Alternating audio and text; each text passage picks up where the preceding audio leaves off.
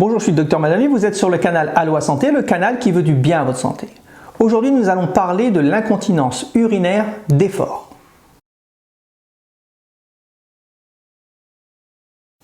Donc dans l'incontinence urinaire d'effort, la vessie ne se spasme pas comme dans la vessie hyperactive, bien au contraire, elle est relâchée, mais c'est au décours d'un effort, en éternuant, en toussant, en rigolant, en faisant du sport ou tout simplement même en marchant. Eh bien, la pression sur la vessie va augmenter et quand cette pression devient plus importante que le tonus du sphincter vésical qui est censé retenir l'urine, ça va entraîner une fuite urinaire. Alors, il faut savoir qu'une perte d'urine à la pénétration lors des relations sexuelles est également fortement évocatrice d'une incontinence urinaire d'effort. Alors, ceci étant dit, quelle est la stratégie de traitement pour les incontinences urinaires d'effort? Eh bien, perdre du poids, oui, au même titre que pour l'incontinence urinaire d'urgence. Ça aide à diminuer les fuites, mais le traitement de première intention est la rééducation périnéale, c'est-à-dire le renforcement du plancher pelvien qui va permettre d'améliorer les symptômes et même parfois de guérir complètement l'incontinence d'effort. Le plancher pelvien, en fait, c'est quoi? C'est une sorte de toile qui serait tendue entre le coccyx et le pubis, et puis son job, c'est de soutenir les organes du pelvis, la vessie, l'utérus. Et ça va permettre entre autres de retenir les urines et de contenir les sels et les gaz.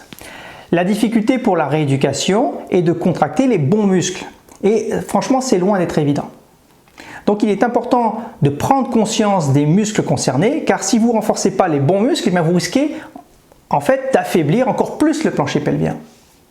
Alors, comment on va vérifier ça? Alors pour les hommes, il faut mettre sa main à plat au niveau du plancher pelvien, entre les testicules et l'anus. Et puis, si vous contractez les bons muscles, le plancher va avoir tendance à se décoller de votre main, qui est mise à plat sur le plancher. Sinon, au contraire, les muscles vont repousser la main et ça, c'est pas bon.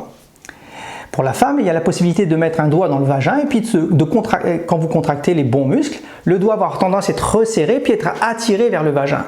Si le doigt a tendance à être repoussé, en fait, c'est qu'on ne fait pas la bonne chose. Alors, quand on parle de contracter le plancher pelvien, en fait, ce qu'il faut faire, c'est faire mine de retenir ses urines et de serrer son anus comme pour retenir ses gaz et ses sels. Les hommes ont la possibilité aussi d'imaginer de rétracter leur pénis. Ça va aider à contracter en fait les bons muscles. Le premier exercice se pratique en fait en position assise. Vous pouvez le faire allongé, mais moi je préfère que ce soit fait en position assise. Et a pour objectif en fait de renforcer et de muscler le plancher pelvien. On va contracter le plancher pelvien 5 secondes en respirant. Alors pour vous aider, vous pouvez compter à haute voix pour éviter de bloquer votre respiration. Et puis après, vous relâchez 10 secondes. Et vous faites 3 séries de 10 contractions avec à peu près 1 minute de repos entre les séries.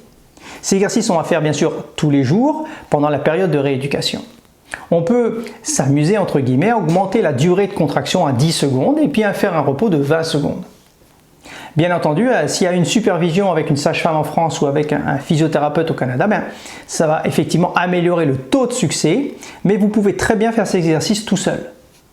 Le deuxième exercice qu'on peut proposer consiste en fait à une série de contractions rapides. En expirant, vous contractez rapidement les muscles du plancher pelvien et puis vous faites une série de 10 contractions avec à peu près 1 minute de repos et puis vous répétez ça 3 fois.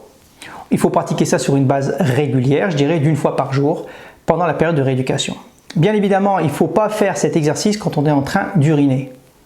Enfin, dernier exercice, il faut apprendre à être vigilant et tout ça pour éviter en fait la pression inutile sur le plancher pelvien et les fuites quand on va tousser, éternuer ou même quand on va soulever une charge lourde. Alors, il faut prendre l'habitude de verrouiller son périnée avant. Cet exercice est super important et doit être fait vraiment de façon systématique. Alors bon voilà, je pense qu'on a fait le tour des exercices que vous pouvez faire seul, mais il faut bien comprendre que les résultats de la rééducation vont se faire sentir après quelques mois, enfin 1 mois et demi, 2 mois, après la période de rééducation.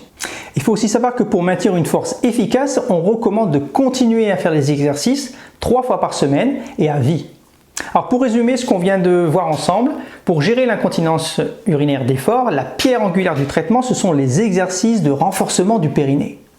Mais bien sûr, en fonction des résultats de cette rééducation, puis de l'évaluation clinique de votre médecin, ce dernier pourra également proposer un traitement hormonal vaginal pour améliorer la trophicité de l'urètre s'il y a une atrophie de l'urètre. Il peut également vous orienter vers un spécialiste pour discuter d'indications soit d'un dispositif permettant la stabilisation de l'urètre et d'augmenter la pression de fermeture de cette urètre, ou alors de discuter d'une intervention chirurgicale. Voilà, j'arrête là pour aujourd'hui. J'espère que cette vidéo vous sera très utile.